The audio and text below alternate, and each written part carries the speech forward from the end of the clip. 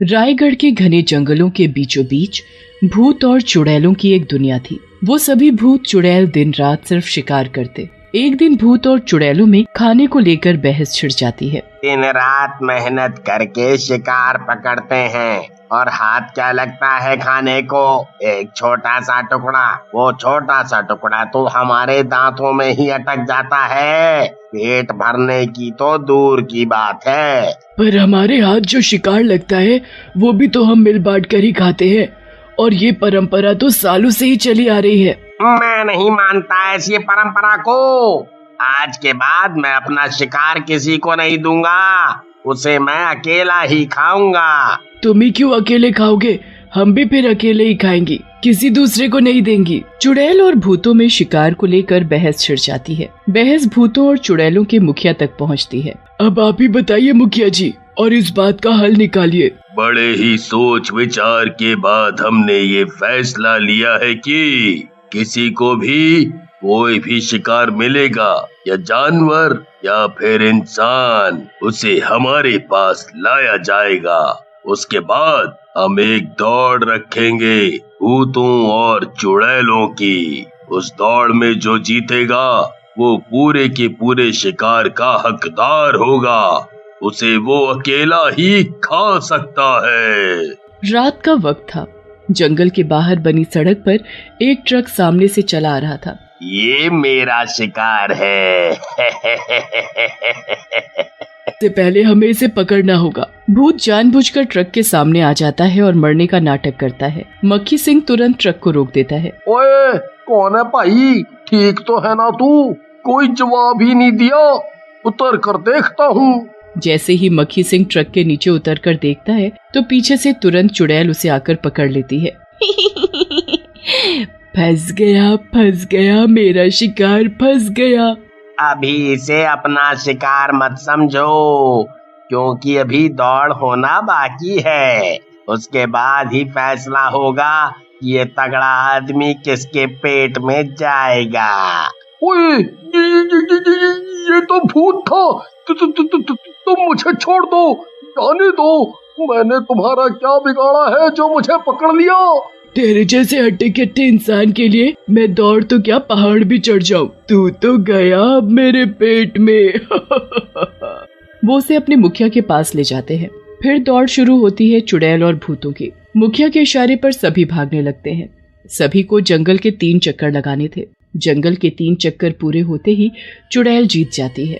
ये मैं जीत गई, अब ये शिकार मेरा हुआ। आज कितने अरसे बाद मैं पेट भरकर खाना खाऊंगी। ये शिकार तुम्हारा ही है, इसे तुम जैसे मर्जी खाओ, काट के खाओ या नोच नोच कर खाओ, तुम्हारी मर्जी। अरे ये क्या हो रहा है? ये मैं भूतों की दुनिया में कहाँ आकर फंस गया? अरे कोई है जो मुझे बचा सके? चुड़ैल तभी मक्खी का सिर उसके धड़ से अलग कर देती है और उसे अपने दोनों हाथों से घसीटती हुई नदी पर ले जाती है। वहाँ बैठकर वो उसे बड़े आराम से खाती है। फिर एक दिन 2 चोर विक्की और बिट्टू किसी के घर में चोरी करके भाग रहे थे। भागते भागते दोनों चुड़ैलों के इलाके में घुस जाते हैं। वहाँ घुसते ही सभी चुड़ैलों को इंसान के नजदीक होने की गंध आ जाती है। ये गंध तो किसी इंसान की है, और ये गंध यहीं कहीं आसपास से ही आ रही है। इसका मतलब यहाँ हमारे इलाके में इंसान है। वो यहाँ घुस तो आया है, पर यहाँ से बाहर नहीं जा सकता। फिर खड़ी क्यों हो सब? चलो मिलकर ढूंढे उन्हें। बाकी तो सब दौड़ के बाद ही पता चलेगा कि वो इंसान किसका भोजन बनेंगे। सभी चुड़ैलें हंसती हुई उन इंसानों को ढूंढने लगती हैं जिनकी उन्हें गंध आ रही थी। वहाँ दोनों चोर थक कर एक पेड़ के नीचे बैठ जाते हैं। भागते भागते तो सांस ही फूल गई और बहुत थक भी गए हैं आज तो, और बहुत खुशी भी है क्योंकि आज बहुत माल हाथ लगा है। पर ये मत भूल जाना कि इसमें हम दोनों का बराबर बराबर का हिस्सा है, आधा तेरा और आधा मेरा। हाँ हाँ याद है, अभी रात बहुत हो चुकी है, सुबह होते ही हम दोनों इस लूटे हुए माल का आधा आधा बंटवारा कर लेंगे। तभी चुड़ैल पीछे से बोल पड़ती है, बंटवारा तो हम भी करेंगे, वो भी तुम्हारा आधा आधा। आज तो बहुत ही खुशी की बात है, आज एक नहीं दो शिकार जो हाथ लगे हैं। ये हम कहाँ आकर फंस गए? यहाँ तो चारों तरफ चुड़ैल ही चुड़ैल है, इन्हें देखकर तो मुझे चक्कर सा आ रहा है। इतना बोलते ही विक्की बेहोश होकर नीचे गिर जाता है। विक्की उठो उठो, क्या हुआ तुम्हें? उठो जल्दी यहाँ से और भागो, नहीं तो ये चुड़ैल हमें मार देंगी। यार तू उठता क्यों नहीं? क्या हुआ तुझे? हमें देखकर शायद बेहोश हो गया है, तुम फिक्र मत करो, क्योंकि हमें इससे कोई दिक्कत नहीं है। हम इंसानों को जैसे मर्जी खा सकती है, और तुम लोगों पर तो मैं मिर्च मसाला लगाकर खाऊंगी। सपने से बाहर आओ, क्योंकि हम भी यहाँ खड़ी हैं। इन दोनों को मुखिया के पास ले चलो, उसके बाद ही पता चलेगा ये किसका भोजन बनेंगे। ये तुम सब क्या बोल रही हो? मेरी तो कुछ समझ में नहीं आ रहा। विक्की उठो जल्दी, हे भगवान हम किस मुसीबत में फंस गए, बचा ले हमें। सभी चुड़ैलें मिलकर उन दोनों के हाथ पैर पकड़कर मुखिया के पास ले जाती हैं। हमेशा की तरह मुखिया दौड़ आयोजित करता है। यहाँ दौड़ शुरू हुई, वहाँ विक्की होश में आ जाता है। उसके होश में आते ही बिट्टू उसे सब बता देता है जो उसके पीछे हुआ।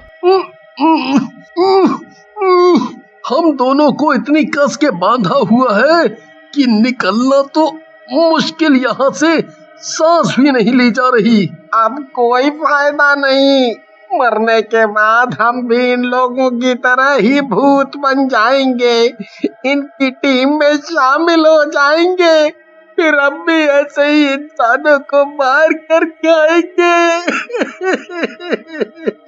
तभी दौड़ पूरी हो जाती है। पहले नंबर पर आने वाले भूत को हट्टा कट्टा और दूसरे नंबर पर आने वाले को दूसरा आदमी मिलता है। दोनों भूत विक्की और बिट्टू को अपनी गोद में उठाते हैं और उसे अपने साथ ले जाते हैं खाने के लिए। कुछ दिन बाद जंगल से सटे सड़क पर एक परिवार अपनी गाड़ी में सवार होकर अपने रिश्तेदार की शादी में जा रहा होता है। गाड़ी महेश चला रहा था और पीछे उसकी पत्नी गीता और बेटी दिया बैठे थे। तभी भूत पीछे से उनकी गाड़ी को रोक देता है। ये गाड़ी अभी तक तो ठीक थी, अचानक कैसे क्या हुआ? अब गाड़ी रुकी है तो कुछ तो खराबी होगी है ना, आप एक बार उतर कर देखिए। महेश गाड़ी से बाहर निकल कर देखता है। आगे देखा सब ठीक, फिर जैसे ही पीछे देखा तो भूत को देखते ही उसकी चीख निकल जाती है। भूत, वहाँ भूत है। जल्दी चलो यहाँ से। अब तुम यहाँ से नहीं जा सकते। भूत अपने साथियों को बुला लेता है, फिर सभी उन्हें बंदी बनाकर ले जाते हैं। मुखिया जी, आज हमें 3 शिकार मिले हैं, इनका बंटवारा कैसे होगा? हम सब चाहते हैं कि दौड़ में पहले नंबर पर आने वाले को ही सभी इंसान मिलें, फिर वो चाहे बाद में किसी को भी दे अपना शिकार। आप सब मिलकर सलाह कर लीजिए, करना क्या है? ये हम भूतों और चुड़ैलों की अलग सी दुनिया में आ गए हैं और बुरे फंस गए हैं।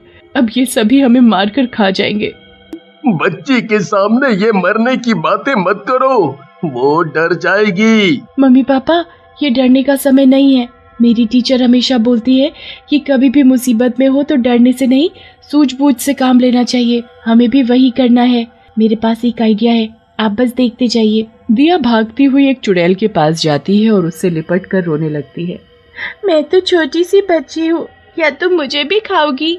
अगर तुम्हारी भी मेरे जैसी कोई बेटी होती तो उसे भी तुम मार कर खा जाती क्या? मैं भी तो किसी की बेटी हूँ। दिया को देख चुड़ैल की आंखें भर आती हैं। तुमने सही कहा, तुम्हारी जैसी मेरी भी एक बेटी थी। वो जिंदा है पर कहाँ है मुझे कुछ नहीं पता, पर वो बिल्कुल तुम्हारे जितनी ही बड़ी होगी। बेटी एक बात बोलूं, जो हमारे मुखिया है और वो जिस संदूक पर बैठते हैं उसके अंदर हम सभी चुड़ैलों और भूतों की आत्माएं बंद है। तुम चुपचाप जाकर उस संदूक को खोल दो, उसके खुलते ही हम सभी को मुक्ति मिल जाएगी और हम सभी गायब हो जाएंगे। दिया बिल्कुल वैसा ही करती है। सभी आपस में बातें करने में व्यस्त होते हैं। वहाँ दिया चुपचाप संदूक खोल देती है। उसके खुलते ही सभी भूत और चुड़ैल गायब हो जाते हैं। उस दिन के बाद से कभी भी उस जंगल के आसपास कोई चुड़ैल भूत नहीं दिखा।